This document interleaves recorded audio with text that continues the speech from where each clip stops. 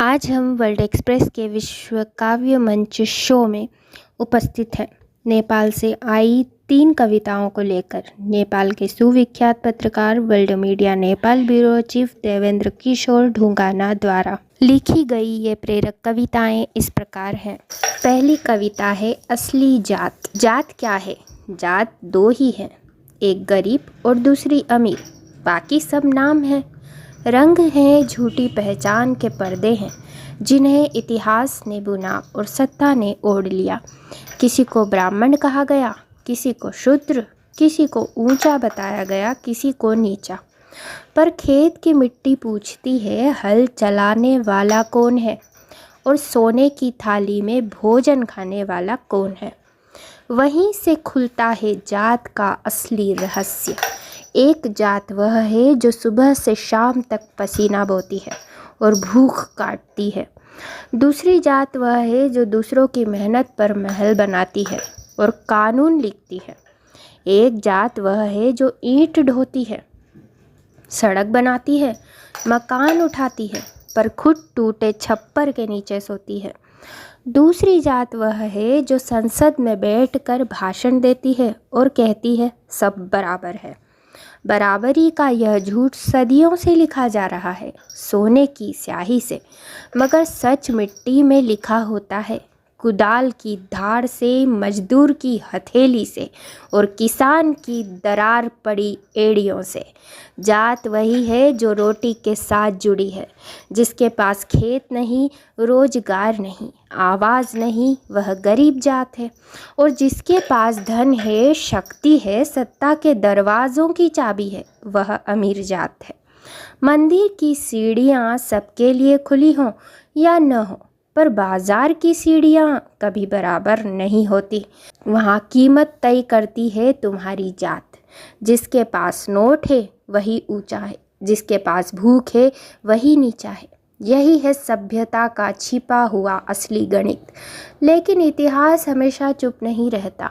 जब भूख बोलती है, जब मजदूर उठता है, जब किसान अपने खेत से सवाल लेकर निकलता है, तब टूटने लगते हैं झूठे सिंहासन। तब जात की दीवारों पर दरार पड़ती है। तब कोई आवाज़ भीड़ के बीच गूंजती है, जात क्या है? और जवाब आता है, जात 2 ही है, एक गरीब और दूसरी अमीर। और जिस दिन गरीब अपनी जात पहचान लेगा, उस दिन सदियों का अंधेरा टूटेगा, क्योंकि तब वह अकेला मजदूर नहीं रहेगा, अकेला किसान नहीं रहेगा, अकेला बेरोजगार नहीं रहेगा, वह इतिहास बनेगा। और इतिहास जब करवट लेता है तो महल कांपते हैं, सिंहासन गिरते हैं और नई सुबह जन्म लेती है। उस सुबह में किसी का खून ऊंचा या नीचा नहीं होगा, किसी की मेहनत सस्ती नहीं होगी। तब दुनिया कहेगी सच में जात 2 ही थी, एक गरीब और दूसरी अमीर। और अब गरीबी की जात उठ खड़ी हुई है। अब दूसरी कविता प्रस्तुत है, इंसान। जन्म तो सिर्फ एक बच्चा होता है, न उसके नाम में कोई धर्म होता है और न उसके माथे पर जाति की कोई रेखा, न उसके रंग से इंसानों को बांटने की कोई सीमा होती है। वह तो रोते हुए इस दुनिया में आता है और उस रोने में पूरी मानवता की एक ही भाषा होती है। न उसे पता होता है कौन सा देश उसका है, न कौन सा झंडा उसका है, न कौन सा भगवान उसके नाम पर दावा किया जाएगा।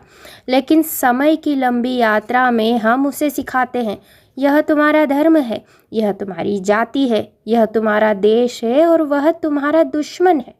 एक ही आकाश के नीचे जन्मा हुआ बच्चा हमारी पाठशाला में धीरे धीरे हिंदू बनता है, मुसलमान बनता है, ईसाई बनता है, नास्तिक बनता है।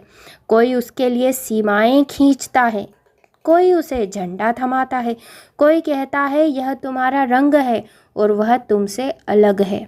धीरे धीरे उसके मन में छोटी छोटी दीवारें उठती हैं और वही दीवारें एक दिन मजबूत दीवार बनकर खड़ी होती हैं। वही बच्चा जिसने कभी नफरत नहीं सीखी थी, एक दिन किसी झंडे के नाम पर नफरत करने लगता है, युद्ध करने लगता है। वही बच्चा जिसकी आंखों में सिर्फ जिज्ञासा थी, एक दिन दूसरों की पहचान से डरने लगता है। और जीवन के अंतिम मोड़ पर जब वह थक कर फिर अपनी शुरुआत को याद करता है, है तब उसे समझ में आता है वह जन्मते समय सिर्फ इंसान था, लेकिन मरने से पहले उसे 1000 नाम दे दिए गए, धर्म, देश, रंग और विचार के। लेकिन सच्चाई शायद यही है, हम सब जन्मते समय केवल निर्दोष बच्चे होते हैं और दुनिया की भीड़ में जीते जीते हमें इंसान से ज़्यादा पहचाने बना दिया जाता है। अब तीसरी कविता है एक दिन। एक दिन दिनों के साथ ही आयु का 1 वर्ष बीत गया। घड़ी की सुइयों ने समय की नदी में एक और मोड़ काट दिया। कल जैसा लगने वाला वह पहला सवेरा आज स्मृतियों की धूल में शांत होकर बैठा है। समय बोलता नहीं, लेकिन वह हमारी जीवन पुस्तक में चुपचाप पन्ने पलटता है। एक दिन आखिर क्या है, लेकिन दिन एक एक करके जुड़ते जाएं तो 1 वर्ष बनता है। 1 वर्ष जुड़ते जुड़ते जीवन का एक अध्याय चुपचाप बंद हो जाता है और हम दैनिक भागदौड़ में बिना जाने ही समय को विदा करते जा रहे हैं। आज का सूरज कल जैसा ही लगता है, लेकिन हमारी उम्र कल से 1 वर्ष थोड़ी और आगे बढ़ चुकी होती है। जीवन कोई बड़ा चमत्कार नहीं, यह तो छोटे छोटे दिनों की मौन यात्रा है, जहाँ हंसी भी आती है, आंसू भी बहते हैं और अंत में सारी यादें मन के किसी कोने में दिए की तरह टिमटिमाती रहती है। एक दिन सिर्फ 24 घंटे होता है, लेकिन वह हमारी आयु का एक हिस्सा साथ ले जाता है। हमारे किए हुए कर्म, कहे हुए शब्द और दिया हुआ प्रेम उसी दिन के साथ इतिहास बन जाते हैं। इसलिए दिन का बीतना सिर्फ समय का बीतना नहीं, यह तो हमारे जीवन का धीरे धीरे अंतिम किनारे की ओर बहते जाने का संकेत है। जब 1 वर्ष बीतता है, हमने समय नहीं खोया होता, बल्कि समय ने हमें थोड़ा और परिपक्व बना दिया होता है। क्योंकि जीवन का सच्चा दर्शन यही है, दिन शांत नदी की तरह बहते रहते हैं और हम उसी नदी के यात्री बनकर क्षणों को अर्थ देना सीख रहे होते हैं। इन 3 क्रांतिकारी कविताओं पर आपकी प्रतिक्रियाओं का स्वागत है। जय भारत, जय नेपाल। नमस्कार।